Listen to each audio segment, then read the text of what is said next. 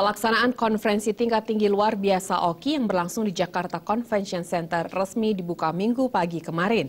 Pada hari pertama pelaksanaan konferensi, Menteri Luar Negeri Retno Marsudi mengadakan pertemuan tertutup dengan 6 negara delegasi membahas kerjasama bilateral antar negara serta mendorong kemerdekaan Palestina.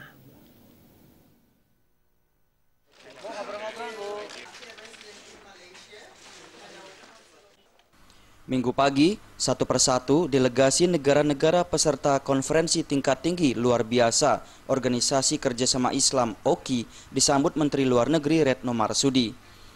Pelaksanaan konferensi tingkat tinggi luar biasa OKI ini berlangsung di Jakarta Convention Center JCC Senayan, Jakarta.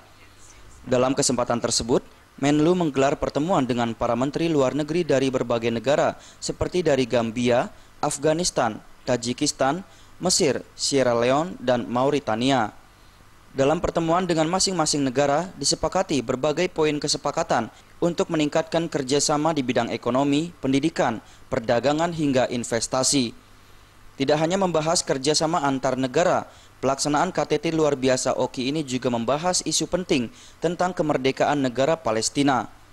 Indonesia beserta dengan ke-6 negara tersebut sepakat untuk mendukung kemerdekaan Palestina dan penyelesaian Al-Quds Al-Syarif.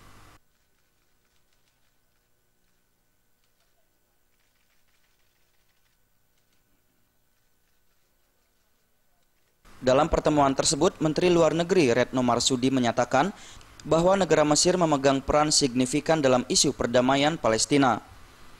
Selama ini Mesir dianggap sebagai negara yang memiliki visi misi yang sama dengan Indonesia dalam mendorong negara-negara yang tergabung dalam OKI untuk turut mendukung kemerdekaan Palestina. And of course we discuss about this conference, the theme of the conference, and of course Egypt plays a very significant role in the Palestine issue.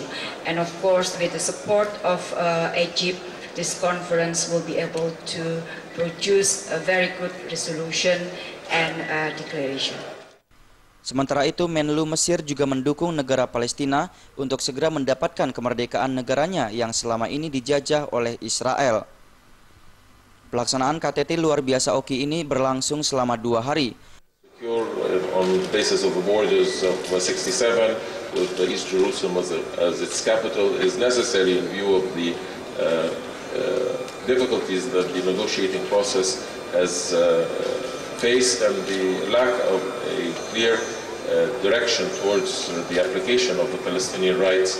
So this convening of this extraordinary session and Indonesia's role in inviting for this important meeting is certainly well recognized by Egypt and supported by Egypt. And we hope that the outcomes of this conference will go towards supporting the legitimate rights of the Palestinian people.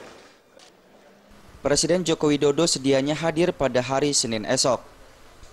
Dari Jakarta, Muhammad Ibrahim dan Rifan Alfidian.